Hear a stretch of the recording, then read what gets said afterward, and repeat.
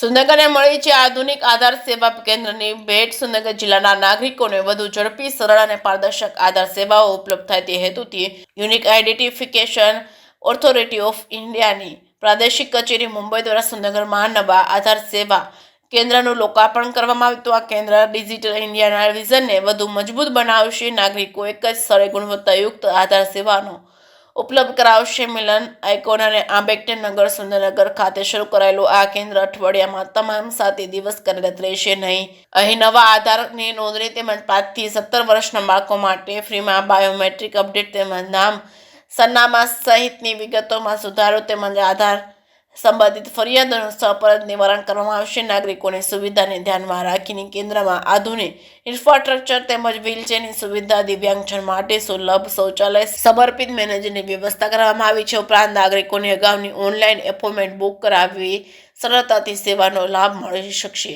જે.કે. સિંહ સાથે Mahesh Utariya, Surendranagar. Kumar Gupta, director UIDAI state office Gujarat Ahmedabad. ये जो यूआईडीआई का आधार सेवा केंद्र यहाँ सुरेंद्रनगर में आज चालू हुआ है, ये state of the art infrastructure के साथ चालू हुआ है। इसमें ऑनलाइन अपॉइंटमेंट बुकिंग की फैसिलिटी है। आदमी डेट, टाइम, स्लॉट बुक करके आ सकता है। जो अपॉइंटमेंट बुक नहीं कर पाएंगे वो भी यहाँ पर आके भी अपॉइंटमेंट ले सकते हैं। और टोकन डिजिटली डिस्प्ले रहेगा, किसको किस काउंटर पर जाके काम करवाना है, तो इससे उसका टाइम बचेगा।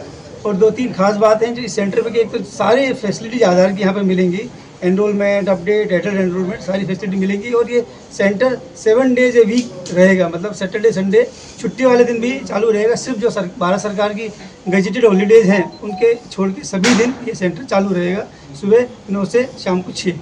और सबके धक्के खाने पड़ते थे उसमें, बहुत सारे काम जो कि खास करके जैसे बुजुर्ग लोग हैं उनको बायोमेट्रिक में दिक्कत होती थी, तो वाइट लिस्टिंग बायोमेट्रिक अपडेट है, इस तरह के जो केसेस हैं मिक्स बायोमेट्रिक अपडेट केस है, उसके लिए अहमदाबाद वगैरह जाना पड़ता था।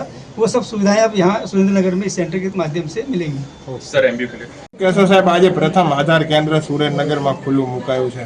આજે સુરેન્દ્રનગર ખાતે આધાર કેન્દ્ર ખુલ્લું મૂકવાના પ્રસંગે મારી સાથે આપણા રાજ્યના નાયબ મુખ્ય દંડક જગદીશભાઈ મકવાણા સાહેબ, ભારત સરકારના અધિકારીશ્રીઓ અને જિલ્લાના તમામ આગેવાનશ્રીઓ, કર્મચારી મિત્રોની હાજરીમાં આજે આધાર કેન્દ્ર ખુલ્લું મૂક્યું છે। ત્યારે આ આધાર કેન્દ્ર દ્વારા સુરેન્દ્રનગર જિલ્લાને જે અગાઉ ઘણી બધી મુશ્કેલીઓ પડતી હતી એ મુશ્કેલીઓનો અંત આવવાનો છે।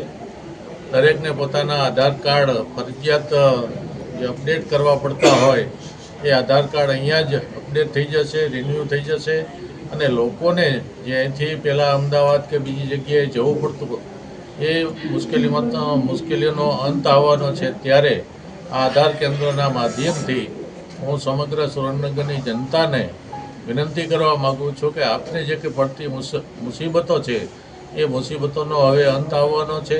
કેન્દ્ર સરકારને એક ઉદ્દેશ હોય છે કે ભારતના કોઈપણ નાગરિકને પોતાના આધાર માટેની કોઈ તકલીફો ન પડે, એટલા માટે આજે ગુજરાતમાં આવા 25 આધાર કેન્દ્રો ખુલ્લા મૂકવામાં આવ્યા છે। ત્યારે સુરેન્દ્રનગરને પણ આજે આધાર કેન્દ્ર મળવાથી પોતાના જે 5 થી 7 વર્ષના બાળકો છે એને આધાર કાર્ડ કઢાવ્યું હોય પરંતુ એને અપડેટ કરેલું ન હોય તો એમાં એને મુસીબતો પડતી હતી। ઘણીવાર પરીક્ષાના ફોર્મ ભરવાની પણ મુસીબતો પડતી હતી।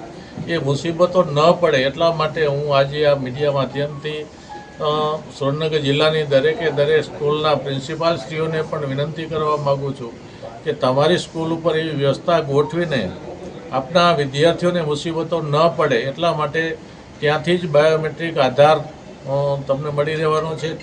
ત્યારે બધા જ સ્કૂલના પ્રિન્સિપાલશ્રીઓ પણ આનો વ્યવસ્થિત ઉપયોગ કરી અને પોતાના વિદ્યાર્થીઓને મુસીબતો ન પડે એટલી મારી બધાને હૃદયપૂર્વકની વિનંતી છે। Okay sir.